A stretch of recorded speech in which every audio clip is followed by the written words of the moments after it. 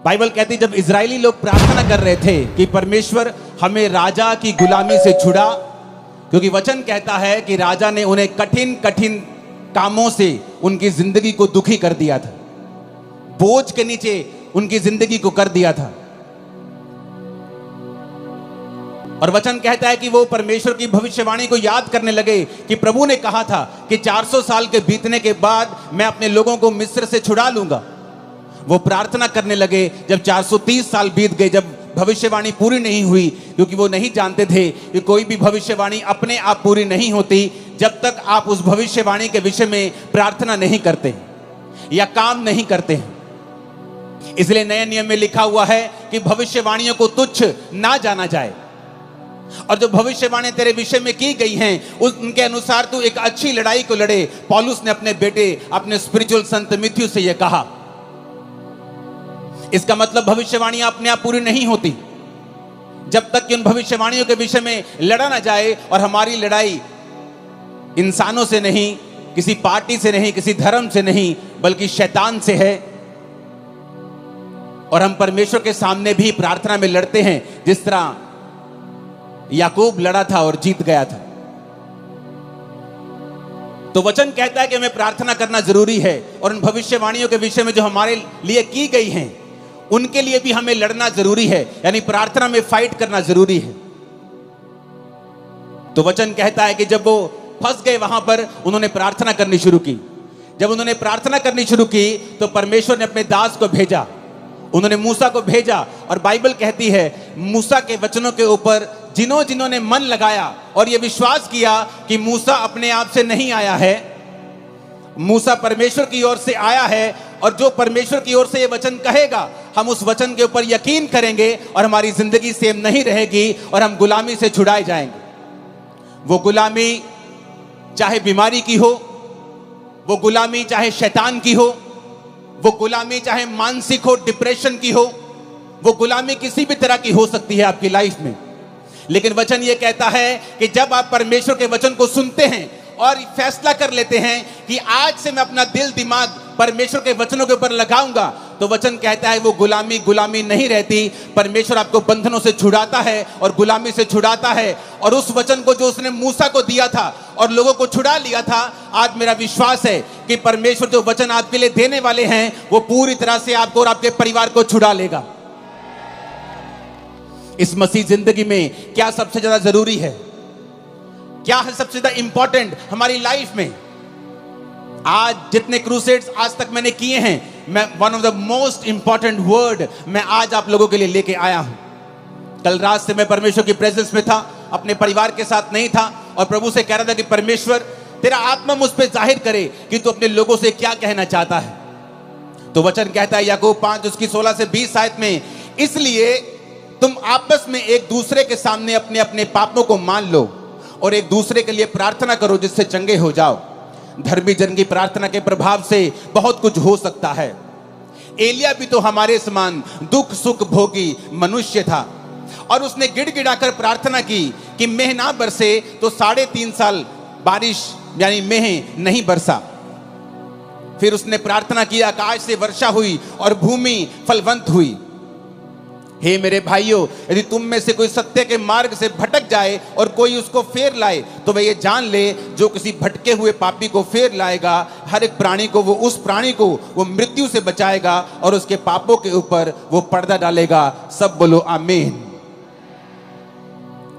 एक डेविड नाम का व्यक्ति जिसके अंदर इंडिया को बचाने का बोझ था, जब वो इंडिया में आया तो उसको भाषा नहीं आती थी, लेकिन वो एक बात जानता था कि वचन कहता है कि प्रार्थना के प्रभाव से बहुत कुछ हो सकता है।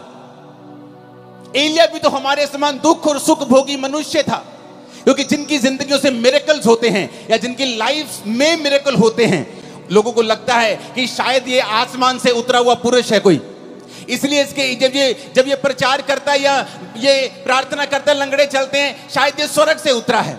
लेकिन वचन ये कहता है क्या फर्क था एक आम व्यक्ति में और एक एलिया में? एलिया भी तुम्हारे समान दुख सुख भोगी मनुष्य था, यानी उसके जीवन में दुख भी आते थे, उसके जीवन में तुम्हारी तरह सुख भी आते थे, लेकिन बाइबल कहती है कि वो तुम्हारे समान हमारे समान दुख सुख भोगी मनुष्य था, लेकिन जब उसने प्रार्थना की कि मेघ ना बरसे तो मैं नहीं बरसा। अपने पड़ोसी को बोलो, ध्यान से सुन, आज तेरी जिंदगी बदलने वाली है। जब वो परमेश्वर का दास डेविड इंडिया में आया, उसे भाषा नहीं आती थी। उसने कहा कोई बात नहीं, अगर मुझे भाषा नहीं आती तो परमेश्वर तो मेरी प्रार्थना को सुन सकता है। वो कबीले में गया जहां लोग उसके खिलाफ हो गए। वो प्रार्थना करने लगा और उसने अपना जीवन प्रार्थना वाला कर लिया और घुटनों पे आकर रोज घंटों घंटों वो प्रार्थना किया करता था। एक दिन उस कबीले वाले ने सोचा कि ये फॉरेनर हमारे धर्म को बदलने के लिए आया है, जबकि वो ये नहीं जानते थे कि प्रभु यीशु मसीह धर्म को बदलने के लिए नहीं, वो जीवन को बदलने के लिए आए थे। लोगों ने देखा कि ये धर्म बदलने के लिए शायद आया है, तो बहुत से कबीले इकट्ठे होकर उसे मारने के लिए गए। जब उसे मारने के लिए गए, जहां जंगल में वो प्रार्थना कर रहा था, उसके सामने खड़े हो गए और जब उसे मारने लगे तो सांप उन लोगों के सामने आ गए और सांपों ने उन लोगों को इस डेविड को मारने नहीं दिया। डेविड बहुत लंबा समय नहीं जिया, जल्दी खुदा के पास गया, लेकिन उसकी सेवकाई एक प्रार्थना की सेवकाई थी। और हिस्ट्री कहती है कि उस प्रार्थना के कारण जो उसने रोज रोज परमेश्वर के सामने की, परमेश्वर ने उस कबीले के ऊपर दया की और एक बड़ी बेदारी दी। आज वो सब लोग परमेश्वर में हैं, मसीह में हैं, सच्चाई को जान चुके हैं। जॉन हाइडी नाम का इंसान, जिसे जॉन हाइडी ऑफ इंडिया कहते हैं, जबकि वो इंडियन नहीं था, वो एक अमेरिकन इंसान था। और उसके अंदर एक बोझ पैदा होता है कि मैं जाऊंगा और जो लोग बचे नहीं हुए, जो लोग परमेश्वर में नहीं हैं, जो सच्चाई नहीं जानते, मैं जाऊंगा और उन लोगों को बचाऊंगा। लेकिन उसने प्रार्थना करनी शुरू की। रोज वो 14-14 घंटे वो प्रार्थना करता था। इतनी वो प्रार्थना करता था कि एक दिन जब वो बीमार हो गया, डॉक्टर के पास उसे लेके गए, तो डॉक्टर ने बताया कि आप एक जगह जैसे झुक के जब प्रार्थना करते हैं, आपने इतनी लंबी लंबी प्रार्थनाएं की हैं कि आपका हार्ट जो है वो शिफ्ट हो चुका है और अपनी जगह से थोड़ा दूर जा चुका है, इसलिए आप बीमार हैं। आपके हार्ट की थोड़ी पोजीशन जो है वो चेंज हुई है, आपकी बॉडी में इतने बदलाव हुए हैं। लेकिन डॉक्टरों के कहने के बावजूद भी वो प्रार्थना करता रहा, रोज प्रार्थना करता रहा, अपने घुटनों के ऊपर प्रार्थना करता रहा। और एक समय ऐसा आया कि परमेश्वर ने जिस इलाके में उसको भेजा था, उस इलाके में एक बेदारी शुरू हुई। लाखों लाखों करोड़ों लोग परमेश्वर में आने शुरू हुए। जब आज आप उन इलाकों में जाकर देखेंगे तो 100% 90% लोग मसीह में आ चुके हैं और परमेश्वर को ग्रहण कर चुके हैं। कारण क्या? एक व्यक्ति ने बाइबल के वचनों को समझा। उसने समझा कि एलिया भी हमारे समान दुख और सुख भोगी मनुष्य था, लेकिन उसने फैसला किया कि मैं प्रार्थना करूंगा। एलिया कहां नजर आता है? एलिया कहीं नजर नहीं आता बाइबल में एकदम से आपको। वो कहीं ऐसा नहीं है कि बाइबल में जब पहला राजा की पुस्तक शुरू होती है, दाऊद का जिक्र होता है। दाऊद के बाद पहले शाऊल राजा बनता है, उसके बाद दाऊद राजा बनता है, फिर सुलेमान राजा बनता है, सुलेमान के बाद उसके बेटे राजा बनते हैं, उसके पोते पड़पोते राजा बनते हैं। परमेश्वर में खड़े नहीं रहते, वो गिर जाते हैं। तब तक भी एलिया का जिक्र नहीं आता। लेकिन जब बाइबल कहती है पहला राजा 17 में जब एलिया का जिक्र आता है, पहला राजाओं 17 उसकी 1 से 6, तिशबी एलिया जो गिलाद के परदेशियों में से था, उसने अहाब से कहा। अहाब भी इजराइल का राजा था, जिसने इजाबेल से शादी कर ली थी और वो सब कुछ परमेश्वर के वचन के विरोध में कर रहा था और परमेश्वर उससे खुश नहीं था। वचन कहता है कि एलिया एकदम से पहला राजा उस 17 में प्रकट होता है। उससे पहले एलिया की कोई जानकारी नहीं थी। एलिया कोई वीआईपी इंसान नहीं था। एलिया कोई राजाओं के खानदान से नहीं था। एलिया किसी प्रॉफिट्स के खानदान से नहीं था। लेकिन एकदम से वो प्रकट होता है और ये कहते हैं तिशबी एलिया। जैसे हम बोलते हैं वो पहाड़ी आदमी, वो पंजाबी आदमी, वो हरियाणवी आदमी, वो यूपी का भाई, वो बिहारी आदमी, उसी तरह कहते हैं तिशबी एलिया एकदम से प्रकट होता है। इजराइल के परमेश्वर के नाम में शपथ खाकर वो राजा के सामने जाके बोलता है कि राजा मेरे कहे बिना ना तो बारिश आएगी ना तो ओस पड़ेगी। लेकिन उससे पहले वो एक बात और कहता है एक आयत में तिशबी एलिया जो गिलाद के परदेशियों में से था, उसने अहाब से कहा, इजराइल का परमेश्वर यहोवा जिसके सम्मुख में उपस्थित रहता हूं। एलिया कहता मैं आया हूं राजा, उस परमेश्वर के सामने जिसके सामने मैं उपस्थित रहता हूं। ऐसा जन जिसके कहने से आसमान बारिश देना बंद कर गया 3.5 साल। एक ऐसा पुरुष जिसने प्रार्थना की और आसमान खुल गया फिर 3.5 साल बाद। वो पुरुष जो कोई वीआईपी नहीं था, किसी राजाओं के खानदान से नहीं था, किसी प्रॉफिट से खानदान से नहीं था, एक आम आदमी। एकदम से पहला राजाओं 17 में उसका जिक्र होता है कि तिशबी एलिया नाम का एक पर्सन सीधा राजा के सामने जाके हियाव के साथ, हौसले के साथ खड़ा होता है और कहता है, राजा, उस परमेश्वर की शपथ जिसके सामने मैं उपस्थित रहता हूं। आज कौन लोग बंधनों में हैं? कौन लोग गरीबी के बंधन में हैं, बीमारियों के बंधन में हैं? कौन लोग हैं जिनको शैतान सताता है? ये वो लोग हैं जो परमेश्वर के सामने घुटनों को नहीं टेकते हैं, जो एक दिन तो प्रार्थना करते हैं, दूसरे दिन प्रार्थना करना छोड़ देते हैं, जो एक दिन तो चर्च जाते हैं, उसके बाद दूसरे संडे छुट्टी कर लेते हैं, जिनको ये नहीं मालूम कि आपके पास एक पावरफुल हथियार है, प्रार्थना करने का हथियार। आपके पास अधिकार है। आपके प्रार्थना के प्रभाव से बाइबल कहती है बहुत कुछ हो सकता है। लेकिन आज शैतान ने विश्वासियों को भटका दिया है। आपका फोन आपकी प्रार्थना का स्थान ले चुका है। आपका व्हाट्सएप, आपकी फेसबुक और इंस्टाग्राम आपकी प्रार्थना का स्थान ले चुका है।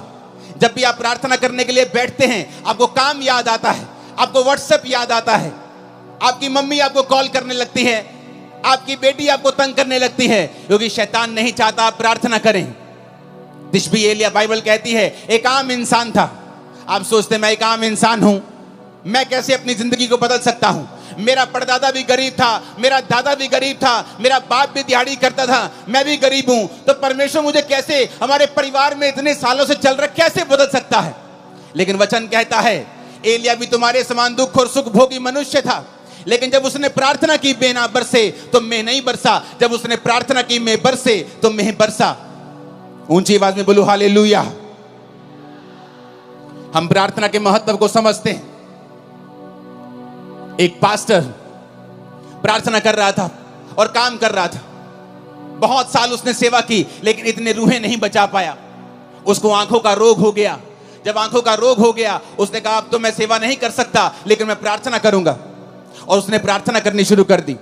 जब उसने प्रार्थना करनी शुरू की, परमेश्वर ने एक पास्टर, 2 पास्टर भाई थे, उनके दिल में डाला कि वो जाएं और उस जगह के ऊपर प्रचार करें।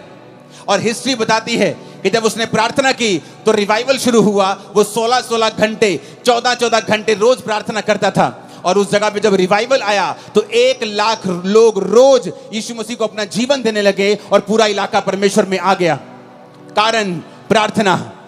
कारण ये नहीं था कि वो दुनिया के बेस्ट बाइबल स्कूल में पढ़े थे या वो दुनिया के सबसे ऊंची यूनिवर्सिटी में पढ़े थे। उन्होंने बाइबल के वचन को समझ लिया था कि जब तू प्रार्थना करेगा मैं रास्तों को खोलूंगा, मांगो तो दिया जाएगा। उन्होंने समझ लिया था कि अगर मेरी जिंदगी में जो कुछ नहीं है, इसका कारण यह है कि हमने प्रार्थना नहीं की। जॉन हैडी, जिसकी वजह से पूरे का पूरा इलाका, पूरे की पूरी स्टेट्स परमेश्वर में है, वो कहता था आज प्रार्थना करने वाले लोग बहुत कम हैं और रोने वाले प्रार्थना में उससे भी कम हैं, और आहें भरने वाले प्रार्थना में तो है ही नहीं है। क्योंकि आज हम पवित्र आत्मा को समय नहीं देते कि वो आए और हमारे अंदर से हमको इस्तेमाल करे। आज प्रार्थना का जीवन नहीं है, इसलिए शैतान ये बात जानता है। वो बात जानता है, इसीलिए वो आपकी लाइफ में काम करता है। लेकिन वचन ये कहता है, अगर आप इस प्रार्थना की पावर को समझ जाएंगे, अगर आप समझ जाएंगे आपके पास एक अधिकार है और आप परमेश्वर से प्रार्थना कर सकते हैं, जब तक वो उत्तर ना दे तब तक प्रार्थना कर सकते हैं, आपकी लाइफ कभी भी सेम नहीं रहेगी। मेरी लाइफ में जब मसीह में आने के कितने साल बाद भी जब मेरी लाइफ में चंगाई नहीं थी और मैं सेवकाई में आ चुका था, तो पवित्र आत्मा मुझे एक ही बात बोलता था कि तुझे पवित्रताई में रहना है, क्योंकि पवित्रताई में रहने से तो अपनी जिंदगी का बड़े से बड़ा अटैक खत्म कर सकता है। चाहे वो तेरे शरीर के ऊपर हो, तेरी आत्मा के ऊपर हो, तेरे फाइनेंस के ऊपर हो, तेरी सेवकाई के ऊपर हो। अगर तू पवित्रताई में चलेगा और गंदगी नहीं करेगा, व्यभिचार नहीं करेगा, चोरियां नहीं करेगा, तो परमेश्वर तेरी जिंदगी से बड़े बड़े बंधनों को तोड़ देगा। और दूसरा, पवित्र आत्मा ने कहा अगर तू प्रार्थना करेगा। ये टीम जो मेरे पीछे खड़ी है, उनमें से कुछ लोग 20 साल से मेरे साथ हैं। ये लोग जानते हैं किस तरह से जब 2014, 13, 12 की बात है, मैं अपने प्रार्थना रूम में, जब ये भी मेरे साथ होते थे, जब प्रार्थना करने के लिए बैठते थे, तो रोज 6 घंटे 5 घंटे इनके साथ अकेले मैं प्रार्थना करता था। इनके बाद उठ के फिर मैं अपने रूम में प्रार्थना करता था, उसके बाद रात को प्रार्थना करता था। मेरा सारा दिन प्रार्थना में बीतता था और मैं खुद नहीं जानता था कि मैं इतनी प्रार्थना कर रहा हूं, क्या परमेश्वर मुझे उत्तर देगा, लेकिन वचन कहता है उसमें की गई मेहनत कभी व्यर्थ नहीं जाती। वो आपकी प्रार्थनाओं को सुनता है। जो प्रार्थना आपने 10 साल पहले भी की हैं, प्रभु उनको भी सुनता है। और वचन कहता है कि वो अपने खोजने वालों को प्रतिफल देता है। यानी कि जब आप प्रार्थना करते रहते हैं और उसके साथ परमेश्वर को खोजना नहीं छोड़ते, आप चर्च नहीं छोड़ते, आप फास्टिंग नहीं छोड़ते, बाइबल पढ़ना नहीं छोड़ते, आप संगति नहीं छोड़ते, तो परमेश्वर सारी प्रार्थनाओं का उत्तर देता है। मेरे जीवन में भी ऐसा ही हुआ। जो मेहनत मैं करता गया, जो प्रार्थना मैं करता गया, एक समय आया मसीह में आने के 10 साल बाद परमेश्वर सारी प्रार्थनाओं का उत्तर देने लगा। और आज मेरे जीवन में सारी प्रार्थना के उत्तर आ चुके हैं। लेकिन आज भी थोड़े दिन पहले की बात है, जब मैं अपने प्रार्थना के रूम में गया, मैं आपको एक टेस्टिमनी दूंगा। उससे पहले एक वचन हम और पढ़ेंगे।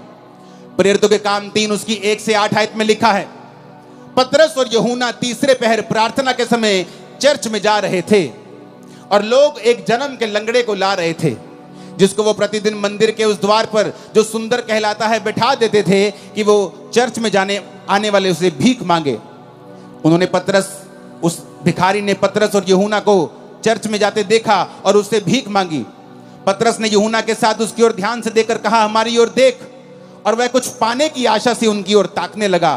तो पतरस ने कहा, चांदी और सोना तो मेरे पास नहीं है, परंतु जो मेरे पास है वह तुम्हें देता हूं। यीशु मसीह नासरी के नाम से चल फिर। उसने दाहिना हाथ पकड़कर उसे उठाया।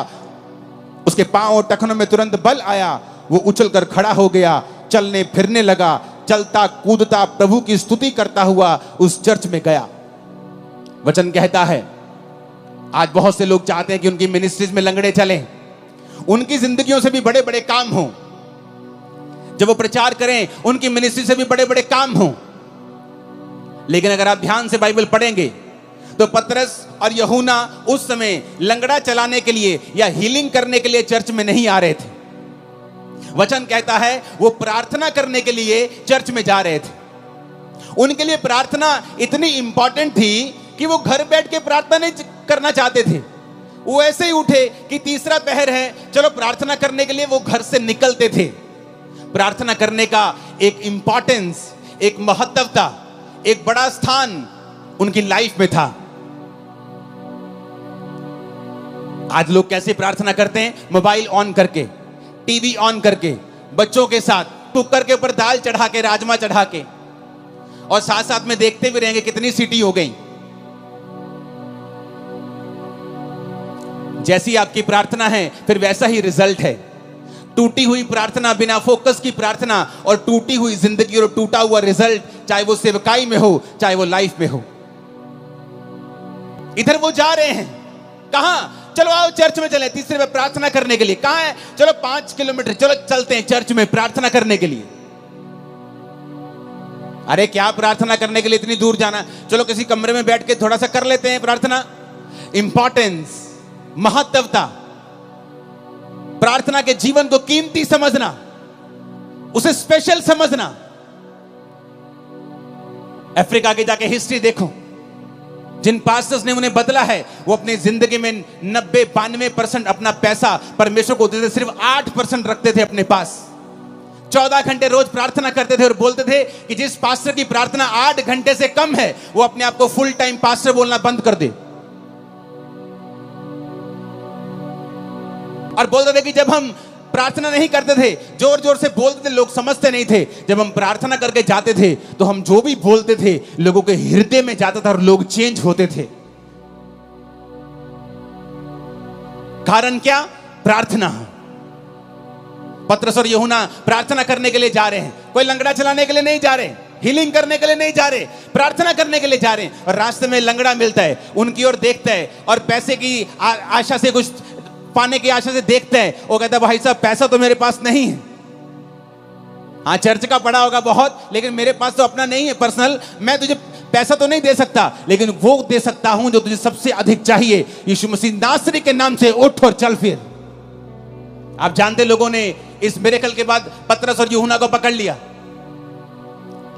कहते ये अनपढ़ और साधारण मनुष्य हैं, इनकी जिंदगी से इतना बड़ा काम कैसे हो सकता है? कुछ लोग बोले नहीं नहीं, अनपढ़ साधारण मनुष्य तो हैं, पर ये यीशु के साथ रहे हैं। यीशु ने उन्हें 3.5 साल प्रार्थना करना सिखाया है, परमेश्वर के संग चलना सिखाया है। और वचन कहता है कि जब वो प्रार्थना करने के लिए चर्च में जा रहे थे तो रास्ते में लंगड़ा चलाया गया। इतना बड़ा मिरेकल हुआ कि पूरा स्थान चेंज हो गया। यरूशलेम में परमेश्वर के नाम का डंका बजने लगा। कारण प्रार्थना। ऊंची आवाज में बोलो प्रार्थना। नहीं, ऊंची आवाज में, सबसे ऊंचा बोलो प्रार्थना। प्रेरितों के काम 16 उसकी 13 से 15 आयत में लिखा है, सब्त के दिन हम नगर के फाटक के बाहर नदी के किनारे ये समझकर गए कि वहां प्रार्थना करने का स्थान होगा, और वहां बैठकर उन स्त्रियों से जो इकट्ठी हुई थी बातें करने लगे। लुदिया नामक थुआतीरा नगर की एक बैंगनी वस्त्र बेचने वाली एक भक्त स्त्री सुन रही थी और प्रभु ने उसका मन खोला कि पौलुस की बातों पर वो मन लगाए। उसने अपने घराने समेत उससे बपतिस्मा लिया और विनती की, यदि तुम मुझे प्रभु की विश्वासनी समझते हो तो चलकर मेरे घर में रहो, और वह उन्हें मना कर ले गई। अब यहां पर क्या होता है? यहां पर पौलुस नगर के फाटक के बाहर इसलिए जा रहा है। पुराने टाइम में नगर में फाटक होते थे, शहर बनाई होती थी या फाटक होते थे, तो वो फाटक के बाहर जाना चाहता था, नगर के बाहर, ताकि वो वहां पर प्रार्थना कर सके। नगर के अंदर भी प्रार्थना वो कर सकता था, लेकिन क्यों आज प्रेरितों के काम वाले मिरेकल्स चर्चिस में नहीं होते हैं? क्योंकि वैसी इंपॉर्टेंस परमेश्वर को चर्चों में नहीं दी जाती है। पास्टर्स की लाइफ में भी वैसी इंपॉर्टेंस प्रार्थना की नहीं रही जैसे प्रेरितों के टाइम में हुआ करती थी। वो प्रार्थना किसी घर में भी कर सकते थे, लेकिन बाइबल कहती शाम को स्पेशल वो उठ के गए नगर से बाहर। तब ऐसा भी नहीं था कि गाड़ियां थी, बड़ी बड़ी गाड़ियां थी कि 10 मिनट लगेंगे, चलो गाड़ी में चलते हैं। चल के जाते थे, गधों पे जाते थे, घोड़ों पे जाते थे लोग। तो वचन कहता है कि वो नगर के फाटक के बाहर नदी के किनारे ये समझ के गए कि यहां कोई प्रार्थना करने का स्थान होगा। आओ हम कहीं अकेले एकांत में, जहां कोई हमें देखे ना, हम बैठकर परमेश्वर के सामने प्रार्थना कर सकें। पौलुस को किसी चीज की जरूरत नहीं थी, कोई उसको बीमारी नहीं थी, उसको कोई बरकत नहीं चाहिए थी, लेकिन परमेश्वर के साथ एक रिलेशनशिप, प्रभु के साथ एक संबंध। प्रार्थना उसका रिजल्ट है कि जब आप परमेश्वर के साथ जुड़ जाते हैं, आप रोज उसके साथ समय बिताना चाहते हैं। और वो जा रहा है नगर के बाहर, और नगर के बाहर नदी के किनारे कि यहां कोई प्रार्थना करने का स्थान होगा। और वहां पर उसे एक औरत मिलती है जो बहुत अमीर थी, बहुत ही ऐसी औरत जिसका समाज में एक प्रभाव था। और वो परमेश्वर के वचन जब वो बातें करने लगता है, ये समझ गया कि यहाँ कोई नहीं होगा, लेकिन वहां पे बहुत सी औरतें होती हैं। तो पौलुस प्रचार करने लगता है और वो औरत भी ध्यान से सुनने लगती है। और जैसे जैसे वो सुनने लगती है, परमेश्वर का आत्मा उसे छूता है, और जब उसको छूता है उसका घराना और वो बपतिस्मा लेने लगते हैं, और बपतिस्मा लेके पौलुस को अपने घर ले जाते हैं। हमें क्या शिक्षा मिलती है यहां से? कि पौलुस भी प्रचार करने के लिए वहां नहीं गया, पौलुस भी प्रार्थना करने के लिए वहां जा रहा था। लेकिन जब वो प्रार्थना करने के लिए वहां जा रहा था तो वहां उसे प्रचार करने का मौका मिला। पतरस भी प्रार्थना करने के लिए चर्च में जा रहा था, लेकिन वहां उसे चंगाई करने का मौका मिला। तो हम क्या देखते हैं? वो सेवकाइयां जिनकी सेवकाइयों से ज्यादा हीलिंग्स होती हैं, और रूहें भी उन्हीं सेवकाइयों में बचती हैं जिन्होंने प्रार्थना को प्रथम स्थान दिया हुआ है, जिनकी जिंदगी में प्रार्थना प्रथम स्थान के ऊपर है। जो लंगड़ा चलाने के लिए प्रार्थना नहीं कर रहे, वो प्रार्थना करने के लिए परमेश्वर के सामने उन्हें जाना है। वो प्रचार करने के लिए बाइबल नहीं पढ़ रहे, वो पढ़ रहे हैं क्योंकि परमेश्वर के साथ उन्हें समय बिताना है। और प्रार्थना करने के लिए नदी के किनारे कहीं बाहर जा रहा है, और परमेश्वर उसे वहां पर मौका देता है कि वो प्रीच करे। यानी रूहें भी प्रार्थना करने का रिजल्ट है, रूहें बचना, और चंगाई भी प्रार्थना करने वाली मिनिस्ट्री का ही रिजल्ट है। आज हम भूल चुके हैं। एज ए बिलीवर हमारा पहला काम है परमेश्वर के सामने रोज जाना और प्रार्थना करना, क्योंकि शैतान कुछ भी करेगा, आपकी प्रार्थना के जीवन को वो खत्म करने की कोशिश करेगा। क्योंकि जिस दिन आपकी प्रार्थना लग गई, प्रार्थना में ब्रेक लग गई, उस दिन जीसस से आपकी ब्रेक लग गई। A break in prayer, a break in Jesus. प्रार्थना में ब्रेक का मतलब है जीसस से ब्रेक लग जाना। शैतान ये बात को जानता है। बाइबल पढ़ के देख लो, जहां जहां प्रार्थना हुई वहां वहां परमेश्वर ने बहुत सी चीजों को बदला है। जिन्होंने प्रार्थना नहीं की वो विष मांगते रह गए हैं। आपका परमेश्वर परमेश्वर है, वो जीनी नहीं है कि आप उस रगड़ेंगे और वो निकलेगा और आप कहेंगे मुझे ये चाहिए। वो परमेश्वर है, उसका वचन कहता है मांगो तो दिया जाएगा, ढूंढो तो तुम पाओगे, खटखटाओ तो तुम्हारे लिए खोला जाएगा। तुमने कंप्लेंट की है अपने पास्टर से, अपने पति की, कि ये नशा करता है, अपने बेटे की नशा करता है, लेकिन कभी प्रार्थना नहीं की। हाँ मैंने की है प्रार्थना। कितनी देर? आधा घंटा। एक बार की? अच्छा रोज की? हाँ मैंने 2 महीने की। उसके बाद मैंने प्रार्थना करनी बंद कर दी। मैं चर्च में भी कम जाती हूँ, कभी कभी जाती हूँ बड़ी मीटिंग में, लेकिन मैं पास्टर को रोज फोन करके तंग करती हूँ कि मेरे लिए, मेरे बेटे के लिए प्रार्थना करना। वचन कहता हर एक व्यक्ति अपना बोझ स्वयं उठाएगा। आपका पास्टर आपको वचन देगा, हाँ वो आपके बेटे के लिए प्रार्थना भी करेगा, लेकिन परमेश्वर ने आपकी ड्यूटी लगाई है, तू बच, तेरा घराना बचाया जाएगा। तू कैसे बचेगा, तू कैसे बचेगी अगर तेरी प्रार्थना जीरो है तो? एक आदमी को परमेश्वर ने कहा मैं तुझे इस्तेमाल करूंगा, इस जगह पे, इस नगर में, मैं इस देश में तुझे इस्तेमाल करूंगा। वो चला गया। पवित्र आत्मा ने कहा प्रार्थना करनी पड़ेगी। प्रार्थना करता था रोज, क्योंकि उसको चर्च से पैसा नहीं लेना था, तो वो शाम तक काम करता था, शाम के बाद आता था और प्रार्थना करता था। जब कुछ साल रिजल्ट नहीं आया तो उसने फैसला किया कि अब मैं काम नहीं करूंगा, अब मैं सिर्फ प्रार्थना करूंगा। तो परमेश्वर ने उसका कुछ इंतजाम किया, कुछ रिटायरमेंट का इंतजाम किया, पैसों का इंतजाम किया कि वो 24 घंटे प्रार्थना कर सके, और वो लगातार उस देश के लिए प्रार्थना करने लगा। 7 साल के बाद जब वो लगातार प्रार्थना करने लगा, उस देश में एक लॉ पास हो गया, सारे वेश्या के अड्डे, सारी दारू की दुकानें बंद हो गईं, और देश के 99% लोगों ने परमेश्वर को ग्रहण कर लिया। उसकी इंटरव्यू हुई, लोग उसके पास आके पूछने लगे क्या किया आपने, आपने ऐसा क्या किया कि ये सारे लोग परमेश्वर में आ गए? उसने कहा आओ मैं तुम्हें दिखाता हूं। वो अपने प्रार्थना के कमरे में उन्हें ले गया, और लकड़ी का कालीन था, सॉलिड लकड़ी का, और उसमें घुटनों के निशान पड़े हुए थे। उसने कहा ये मेरा मूल्य है परमेश्वर के सामने, जो मैंने इन लोगों के लिए प्रार्थना की है, और परमेश्वर ने मेरी प्रार्थना को सुना है। आप अकेला प्रचार करेंगे बिना प्रार्थना के, बिना प्रभु की हुजूरी के, लोगों के हृदय कभी छिदेंगे नहीं। वो कभी परमेश्वर को ग्रहण नहीं कर पाएंगे, कभी परमेश्वर के वचन को समझ नहीं पाएंगे। आपको पवित्र आत्मा की फायर और ताकत चाहिए आपके प्रचार के पीछे, कि वो लोगों के हृदयों में जाए, और वो आज से वायदा करके जाए कि परमेश्वर आज से कुछ भी हो जाए, मैं रोज प्रार्थना करूंगा, घंटों घंटों प्रार्थना करूंगा, तेरी हजूरी में आऊंगा, और मैं आपको वायदा करता हूं अगले कुछ महीनों और सालों के अंदर अंदर वो आपको छुड़ाएगा और सबसे ऊंचे स्थान के ऊपर लेके जाएगा। वो आपकी बेइज्जती को पूरी लाइफ के लिए खत्म कर देगा। आपकी लाइफ में नई शुरुआत को वो देगा। आमीन। ऊंचा और खतरनाक वाला चाहिए चर्च।